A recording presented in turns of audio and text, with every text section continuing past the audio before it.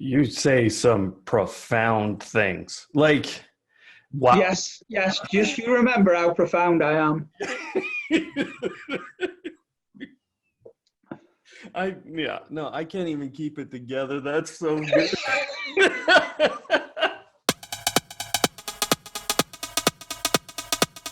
Tell us a bit about yourself. Tell us who you are, where you're from. I'm Gareth. I come from a place called Yorkshire in the UK. For all you UK watchers, I'm sure they'll know how proud Yorkshiremen are, whether they should be or not. Oh, Um, but I've come over to the dark side. I live near Manchester now. So I've come from Yorkshire to Lancashire, which is frowned upon. so, So well, hang on. Why is it so frowned upon to move from? there's a bit of a war-ridden history. So if you watch Game of Thrones, it's basically like that between Yorkshire and Lancashire. What is a clinical coder? I'm not sure we have them in Canada. I don't know. What does it mean? I codify medical terminology into clinical codes and enter them into a computer system. You're translating real world problems to basically computers so that people can then access the data later, utilize the data probably in a lot of different ways. Yeah. Tell me what got you into home automation, why you decided to kind of head down this path at the start. It wasn't necessarily a defined path I set off to walk down. My better half bought me an Echo Dot on Black Friday. I decided to twin it with some smart plugs, some Energini smart plugs, and some Wemo light bulbs. And it was at that point that I decided I would probably spend far too much money on this stuff. So I needed to come up with a rationale for buying them. And that rationale was that I wanted to try and save money on energy. And whilst I've managed to do that, there's been a little bit of an outlay to begin with to get to that point, but I'm starting to see genuine savings now. The kids were quite good at going into several rooms, turning on the lights, turning on devices in those areas, and then wandering out of them into a different room, leaving the devices on behind them. And any parent who's got children who can kind of get about and be independent enough to do that will tell you it drives you absolutely mad. So the smart bulbs and the smart plugs were an attempt to do that, really. And I wanted to try and integrate them in a way that the family didn't feel too invaded upon, if you like, by having something that was very heavily automated or had a high entrance point for kind of technicality, and smart bulbs and plugs really did that. Yeah, you tried to kind of come in very simply at a base level and start Yeah. the integration, Yeah. into your home. So yeah, I mean, I personally we struggle in this home, and I'm constantly deploying things and they're coming in and out and I'm moving stuff around the house, and I mean, my wife's just probably going to kill me at some point. So that's how the channel ends, just so you know. Yeah. The channel ends when she kills me. And because I've moved another Spoiler. so anyways, but yeah, no, I like that, right? It's just a simple approach, just starting very simply, and it's important because you can change the way a house works in minutes now. What other products do you actually have in your home now? So this is where I turn into super geek. So from a voice assistant perspective, I've got two of the Echo Dot second gens. I've got one of the first gen full-sized Echoes. I've got a Lenovo smart display, and I've got two Google Home Minis. I've got a couple of enabled Kindle Fire HDs, but I don't think they've been switched on in the last 6 months. I've got a tendency to experiment with things and then put them in a drawer and probably bring them back into the fold several months later when everybody else has forgotten about it. And with a Kindle Fire tablet, they're so inexpensive you can do that. Yeah, totally. Yeah. So what else? I know you got smart things. I know you've been using smart Yes. things. Yeah, so from a hub perspective, Smart Things is the main hub that I use to kind of tie the majority of the devices together. I've got a Harmony hub as well, which fills in, I generally say it's an 80-20 split. So Samsung Smart Things does around about 8% of the things that I want it to do. Harmony, generally about the 20%. Occasionally things will break, and I've got fallbacks, things like Broadlink black beans, and I've got an Energini hub for the plug sockets if I need to, but generally I'll run those through the Echo or the Google interfaces. At a guess, 23 bulbs. So that takes the form of, I've got 3 Philips Hue Goes, which are really nice from an accent lighting perspective. I've got a couple of those in the bedrooms. I've got one in the living room, in the fireplace to add that accent lighting in. I've got majority of the smart bulbs in the rest of the house are in the main lighting setup. They tend to be Philips Hue. In the bathrooms, I've got some cheaper Wi-Fi bulbs, some kind of Amazon no brand specials if you like. The Wemo bulbs I kind of gave up on a little while ago. They're fairly unreliable in my experience, unfortunately. Yeah, rightfully so. Yes, Yeah. I've got Smart Things plug sockets. I've got a Miros surge protector, so I can run at several devices from that. I've got open and close sensors. I've got the Fabaro motion sensors, which, to be honest, in terms of the things that get the most use in kind of a passive way, it is those motion sensors that do the majority of the lifting in the setup, to be honest with you. And then what I've tried to do is kind of include non-smart devices in that. So things like when I was buying a fan for the bedrooms during the summer, I'd get one that was an IR-based remote one, so actually I could control it through the black bean. So it's fairly easy, and I'm sure a lot of your subscribers will have done that sort of thing, where actually it's not a smart device by design, but you can kind of include it in that way.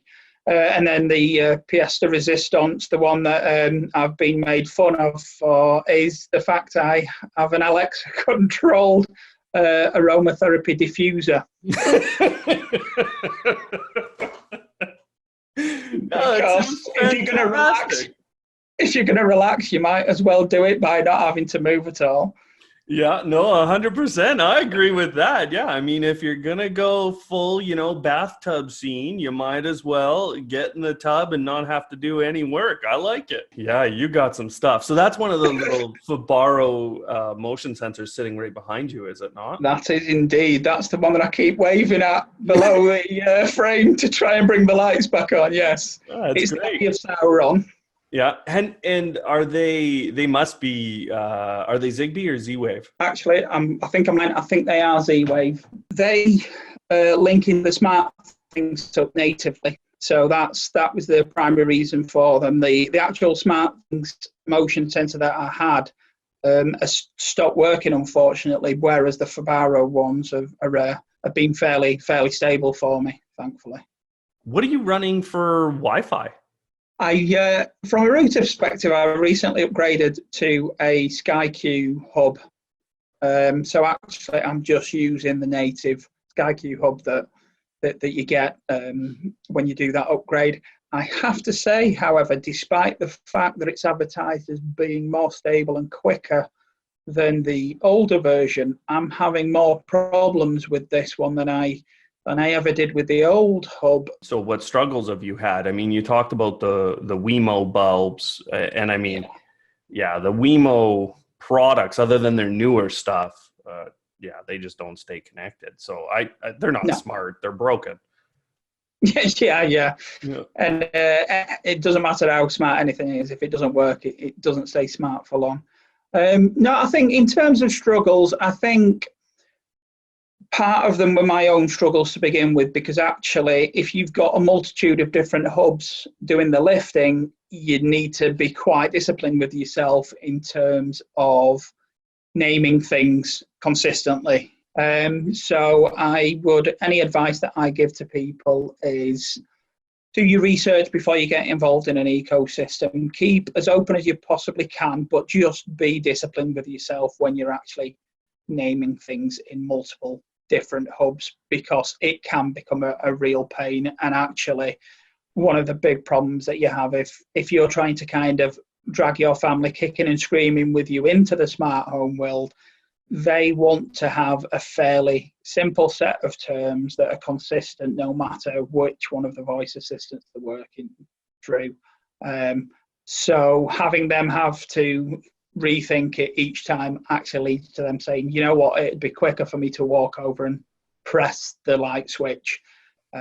So that's a rookie mistake that I made, but I made it on quite a big scale. So I'm now so deep in the hole that I'm just going to work my way around it as best I can. I should probably redo it all from the beginning, but that is a major issue, right? And things don't synchronize between the systems after you've kind of done your initial. It just doesn't resynchronize, and you don't want it necessarily to. I don't know how these companies, other than ultimately what Google is doing right now, where they're forcing everyone into their system, and they're almost trying to remove that application layer where we have app hell, so to speak, going on.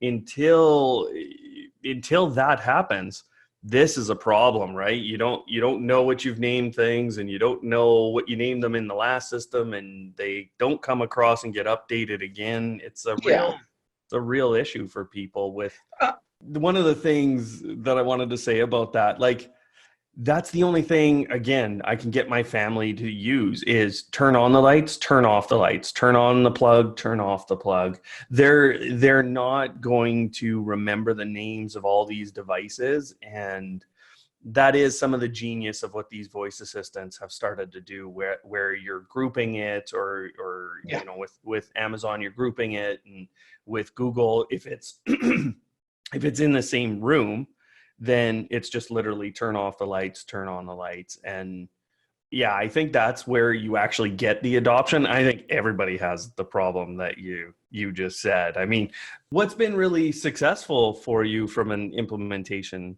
standpoint?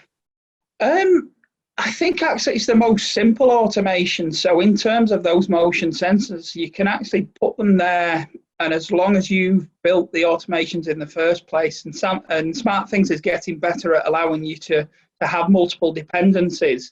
And I think actually that's where SmartThings is staying a little bit ahead of the curve in that perspective.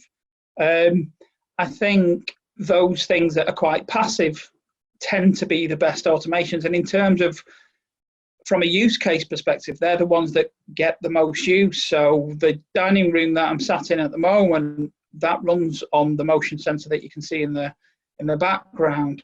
And it was one of the key rooms that actually the kids had come in to potter around for a couple of minutes, then disappear, and the light would still be on for 20 minutes after it, which is a little bit frustrating. And actually, a motion sensor really fixes that without a great deal of friction, really. You know, to kind of use that kind of common term in the tech world, I think a frictionless automation is what it's all about, really. So I can see you chuckling at my very corporate use of terminology. Wow, there. No, that was good. I'm sitting here like, whoa. You talked about SmartThings. I agree. They're way ahead, right? With what they're doing and what they've added with the new app. I think they're the most ahead. That's the product that I think most people should actually start with. So what's your favorite automation? Even though maybe you're getting the best use out of the SmartThings stuff, what's your favorite automation that you set up? I think it's probably one of the ones that you see actually on a lot of the packaging for things like Harmony. It's where you can control multiple entertainment devices, because ultimately I think when you sit down to watch a movie, actually that's kind of, I'm sitting down, I don't want to move for 2 hours, I want to be entertained. And the quicker I can get to that point, the better. So actually, an automation for movie night, and it's, you know, it's one of the default things that you can put together. When you've got those lighting setups in your living room, when you've got multiple entertainment devices that generally you would have to go onto several different remotes to press to turn each of them on, just something as simple as either through a Harmony remote or through the voice assistant, simply saying movie night and actually everything turning to the right input, the sound bar turning to the right setting, and the lights turning down to the appropriate kind of setting. It's just it.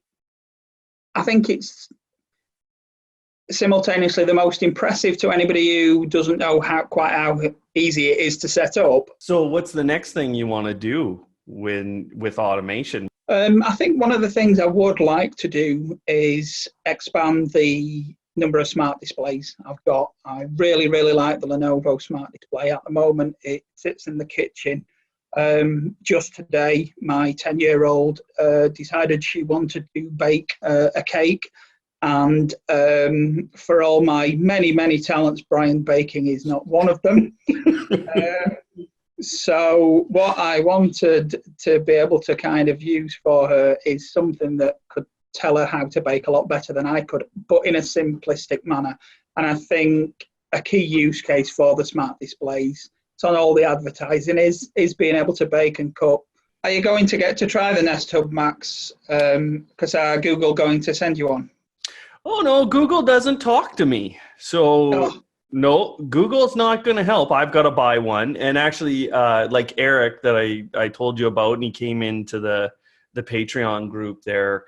Yes. He's been sending me stuff. So he sent me the little Wise sensors, and he's sending me the smart bulbs.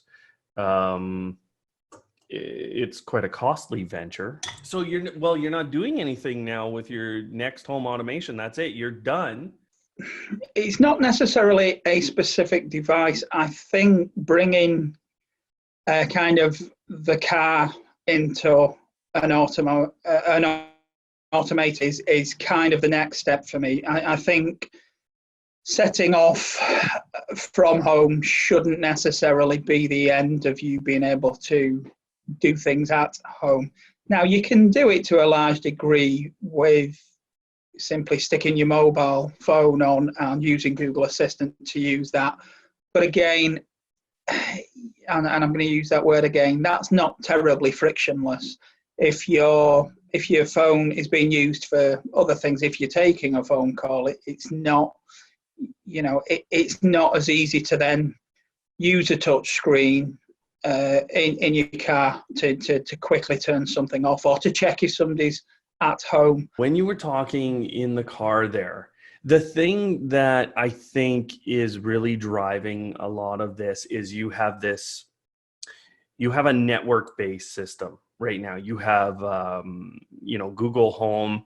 They're really tied to your Wi-Fi at home. Same with Amazon. And yes, over time, the application of 5G, that really allows you to leave the home but stay connected within an IP-based system. And when you consider Thread, again, and why I've been so high on Thread, is that dot layer and the IP-based addressing. So what this looks like to me is, well, I don't know how I'm going to do it. 3 systems all tying together as you leave the home. You have 5G, you have this Thread capability for your home, you have these devices that could be in the car with you with a 5G capability, and your phone no longer becomes that central hub point where you're needing to do 3 or 4 things with it all at the same time. Yeah. So I think that's ultimately what has to happen before we see IoT integrating over all of these systems. And I mean, that'll just be a wild time from a network perspective anyways, and a security perspective.